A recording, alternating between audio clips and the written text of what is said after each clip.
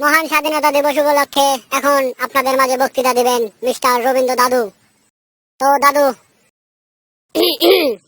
ইয়া কবরে স্বাধীনতা দিবস উপলক্ষে প্রথমেই পুতাদিয়া হাই স্কুলের ছেড়ে বোধাপাড়া সেক্সের শুভেচ্ছা। মাসটা স্বাধীনতার মাস।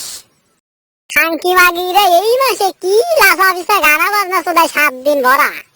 মনে হয় গুলি করে বোধা উড়ো দেই।